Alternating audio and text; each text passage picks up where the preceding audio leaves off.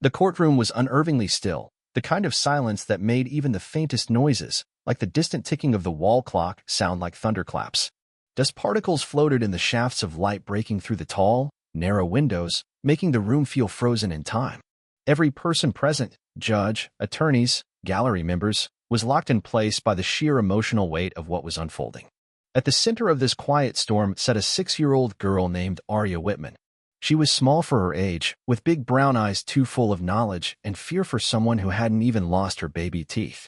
Her thin fingers clung tightly to the leash of a golden retriever named Finn, a therapy dog trained specifically for children navigating trauma. Finn was more than a pet. He was a lifeline, a safety net, a translator for a little girl who had forgotten how to use her own voice. Arya's soft cotton dress was wrinkled from the nervous shifting she'd been doing since the hearing started. Her sneakers barely touched the floor of the witness stand as she sat, shoulders tense, eyes darting. Across the room sat her biological father, Gregory Hale. He was a large, angular man in a charcoal suit that looked too formal for someone with his history. His arms were folded tightly over his chest, jaw clenched, and his eyes were locked on Arya with a coldness that made even the bailiff's spine tingle. Gregory had made it perfectly clear from day one that he wanted Arya back, no matter what it took, and no matter how she felt about it. Sitting in the front row of the gallery were the people Arya called her family, her foster mother Camille and her foster father Ray. Camille's hands were clasped in prayer over her heart, knuckles white. Ray sat motionless, his jaw firm, but his eyes were glassy with unshed tears. Judge Merrill Dunham, a silver-haired man with a demeanor hardened by decades of family court decisions, leaned forward from the bench.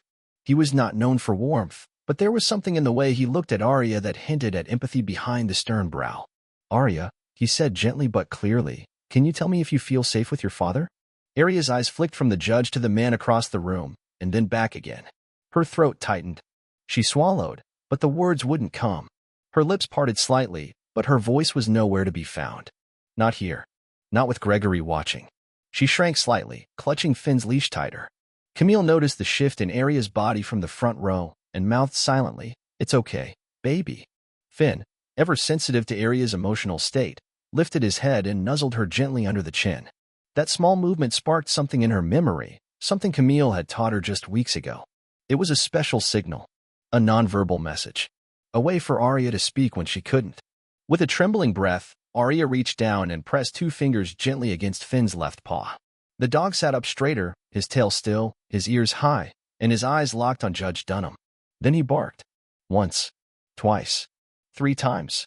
Sharp, intentional, unmistakable. Gasps scattered through the courtroom like a wave. The judge blinked, caught off guard. "What was that?" he asked, his eyes narrowing. Camille stood up halfway from her seat, her voice tight with emotion. "Your Honor," she said, "it's a signal. We taught Finn to recognize when Arya is scared but can't say it out loud. 3 barks mean she feels unsafe." The opposing attorney, a man named Richard Wells with a perfectly ironed suit and a cynical smile, scoffed audibly. "Your Honor, it's a dog. Dogs bark. It's hardly admissible." "That's enough," Judge Dunham cut him off, his voice firm. Then he turned back to Arya, his gaze softening again. "Arya, sweetheart, are you afraid of your father?" The room held its breath. Arya's hands slowly uncurled from Finn's leash. She turned her gaze to the judge and, for the first time in that room, nodded. A single tear rolled down her cheek. "Deputies," the judge said, his voice now coated with steel, "escort Mr. Hale out of this courtroom. Immediately." Gregory stood, indignant, already protesting. "This is a joke. This is the—" But 2 bailiffs had already moved. One took his arm, another opened the doors. He resisted, but only for a second. Everyone in the room had already seen enough to know the truth. A grown man being feared by a 6-year-old girl was not a fabrication. It was a revelation. As soon as the doors shut behind him, Arya exhaled, the tension melting out of her small frame like ice turning to water. She leaned into Finn, who licked her hand softly in reassurance. "You're safe now," Camille whispered through her tears. Judge Dunham took a deep breath and leaned back. "Arya," he said softly, "do you want to stay with Camille and Ray?" There was no hesitation this time. "Yes," Arya said, her voice small but clear. It was the first word she had spoken all day. Camille let out a cry, covering her mouth with both hands. Ray reached over and gripped her hand tightly.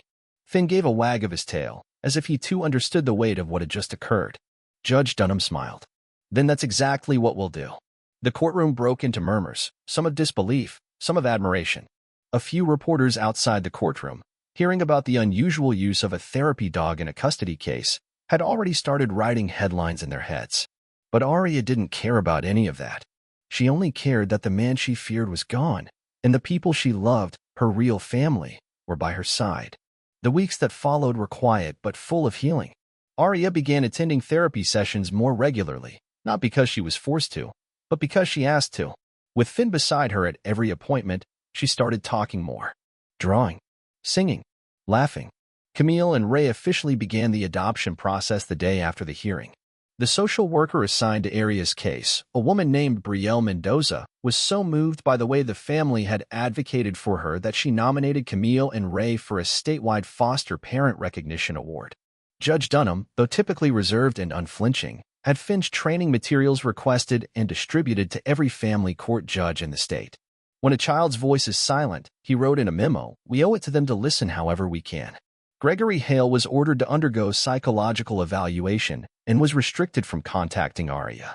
The court's decision cited a clear pattern of coercive control, emotional neglect, and a risk to the child's psychological safety. For once, the system had not just done its job, it had listened. Months later, on a sunny spring afternoon, Arya stood at the center of a park wearing a white dress and a beaming smile. Camille and Ray knelt beside her, signing the final adoption papers on a small table brought by the officiating clerk. Finn lay proudly at Arya's feet, a floral wreath resting gently around his neck. A sign nearby read, "Welcome home, Arya Whitman, officially ours, forever." As she looked up at her new parents, Arya didn't need to say a word. Her smile was everything. Her voice had returned, not just as sound, but as trust, as truth, as joy.